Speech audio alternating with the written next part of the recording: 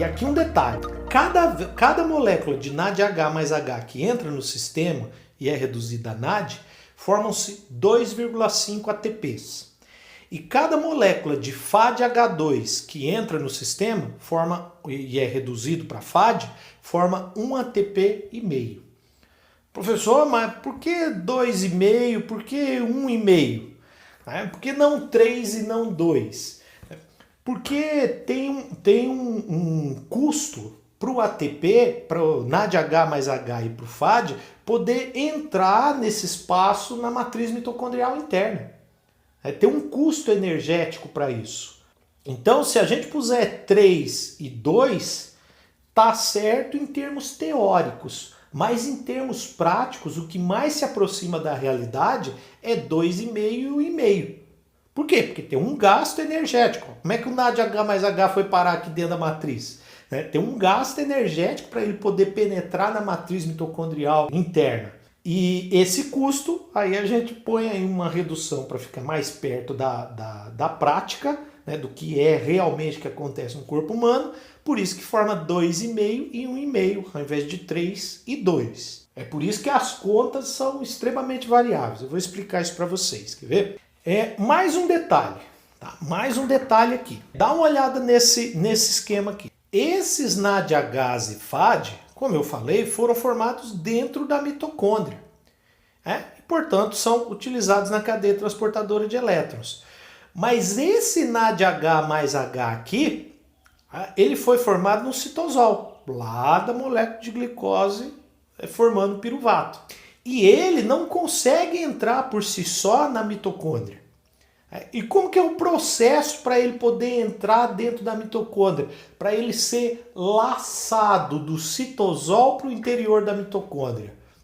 E daí a expressão laçadeira malato-aspartato.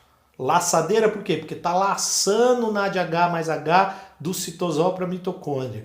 Ou então laçadeira glicerol fosfato, está laçando o NADH do citosol para a mitocôndria. Acontece dessa forma aqui. NADH mais H, tá? Ele vai fazer uma reação, sempre é oxidação e redução. Sempre a oxidação está acoplada a uma redução. Sempre. Então ele vai doar os seus hidrogênios para a molécula de oxalacetato. E quando doa o seu hidrogênio para a molécula de oxalacetato, forma um malato. Tá? Isso acontece no citosol. Na membrana mitocondrial interna, o malato agora sim ele consegue penetrar na matriz mitocondrial. Agora sim, o malato consegue entrar. Tá? Só que quem que o malato está levando junto? Está levando os hidrogênios do NADH mais H. Então o NADH mais H não consegue penetrar na mitocôndria. Por isso que tem que ter uma laçadeira, malato-aspartato. E aí lá dentro da mitocôndria, o malato vai doar o seu hidrogênio para o NAD e o NAD vai entrar na cadeia transportadora de elétrons para fazer conforme nós vimos no último slide. Quando o malato doa o seu hidrogênio para o NAD+, então formou NADH mais H e o malato volta a ser oxalacetato. Dentro da mitocôndria, oxalacetato é convertido a aspartato e aspartato sai da mitocôndria. Fora da mitocôndria, aspartato é convertido em oxalacetato e novamente tem início a reação. Então, para o NADH mais H entrar na mitocôndria, pode ser que ele entre, não é necessariamente o NADH mais H, mas é o hidrogênio que é transportado do NADH mais H externo à mitocôndria, formado no citosol, para o malato. E o malato volta dentro da mitocôndria a transportar para o NADH, já que o NADH mais H não consegue penetrar na mitocôndria. Então esse processo é chamado de laçadeira malato-aspartato. Isso aqui acontece no fígado, nos rins e no coração. No músculo estriado esquelético e nos neurônios, acontece assim. Mais uma vez, o NADH mais H vindo da glicólise transfere os seus elétrons e aí, quando transfere os elétrons, forma o glicerol 3-fosfato. Tá? Transfere os elétrons para o dihidroxiacetona fosfato e forma glicerol 3-fosfato. O glicerol 3-fosfato vai doar os seus elétrons para o FAD. e forma FADH2. FADH2. E aí o FADH2 doa o seu hidrogênio para a coenzima Q. FADH2 doa os seus hidrogênios para a coenzima Q. Doa para a coenzima Q, isso aqui vai entrar lá na cadeia transportadora de elétrons, conforme nós vimos. Então você vê, em algumas células, como fígado, rins e coração, o NADH formado na glicólise, ele entra na mitocôndria como NADH mais H. Em outras células, como músculo estriado e neurônios, o NADH mais H formado na glicólise, ele entra como FADH2.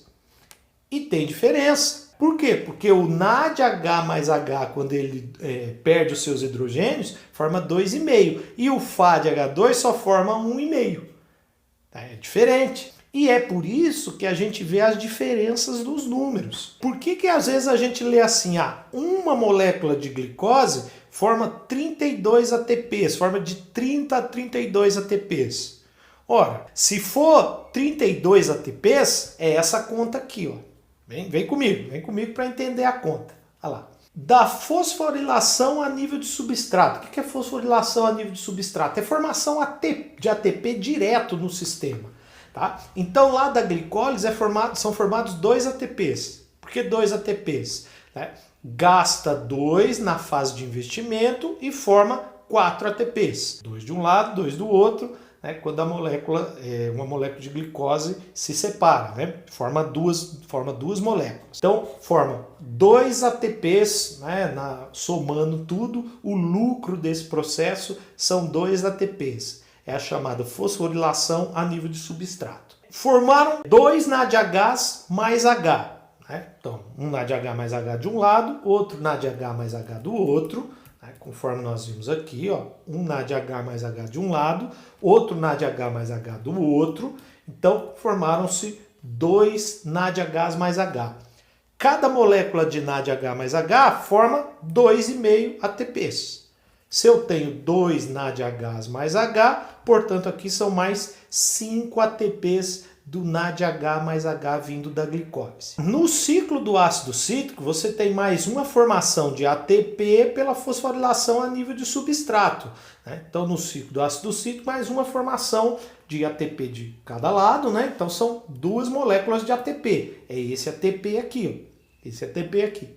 Tá? ATP de um lado, ATP do outro. Então, mais 2 moléculas de ATP a nível de fosforilação de substrato. No ciclo do ácido cítrico, você tem formação de 6 NADH. Se você for ver aqui, formação de 6 NADH. 1, 2, 3. Vezes 2, de um lado do outro, 6 NADH. Então, está aqui 6 NADH. Cada NADH 2,5, portanto, 15 ATPs. E a formação de um FAD. Né? Um FAD de um lado, outro FAD do outro, 2 FAD, cada FAD forma 1,5, 1,5 vezes 2, 3 ATPs. Portanto, nessa célula aqui, você tem a formação de 32 moléculas de ATPs. Ora, se essa molécula aqui entrou como NADH mais H, eu estou falando de laçadeira malato-aspartato. Portanto, eu estou falando de células de fígado, rins e coração.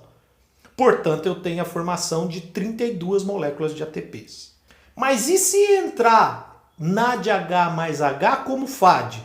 Opa, se entra como 2 NADH mais H, forma 5 ATPs. Se entra como 2 FAD, cada FAD forma 3 ATPs. Então são 2 ATPs a menos. Aí eu estou falando da laçadeira glicerol fosfato. Músculo estriado esquelético e neurônios. Portanto, não são 32 ATPs, mas são 30 ATPs. Por isso que os livros citam de 30 a 32 ATPs por molécula de glicose. Ah, professor, mas eu já vi também livros citarem de 36 a 38 ATPs. É que aí o livro está considerando a parte teórica. Na parte teórica, cada NADH mais H forma 3 ATPs. E cada molécula de FAD forma 2. Né? Então, se você fizer as contas, ao invés de 2,5, vamos fazer as contas. Ao invés de 2,5, né, se fosse 3, aqui daria 6, aqui daria 6, né? Aqui daria 18, certo? E aqui daria 4. Né? Então vamos ver se acertou aqui. 18 com 2, 20, com 4, 24. Com mais 2 ATPs, 26. Com mais 12 ATPs, 38. Seriam os 38 ATPs. Se eu estiver considerando que esse NADH mais H entrou pela laçadeira malato-aspartato nessas células. Agora, se eu estiver considerando que entrou pela laçadeira glicerol-fosfato, aí ele não entrou como NADH mais H, mas entrou como FADH2. Né? E, portanto, eu estou falando de 1,5, aí são 2 ATPs a menos, é 36. Por isso que as contas aí, elas variam de livro para livro. É um detalhe que eu não sei você, né, mas sempre que eu via isso me intrigava. E aí eu fui atrás para ver como é que essas contas fecham. Né? Eu expliquei aqui do meu jeito, tá? Eu sei que é um jeito extremamente simples. Eu não sou, mais uma vez, eu não sou bioquímico, eu sou fisiologista, mas é uma forma aí que eu expliquei para que você possa realmente entender, né, e possa ter sanado essa confusão. Esta aula termina aqui, mas o aprendizado continua. Para acessar as atualizações e as últimas novidades da metodologia Fisiologia Aplicada, utilize o link disponível na descrição ou aponte a câmera do celular para o QR Code na tela. Até a próxima aula!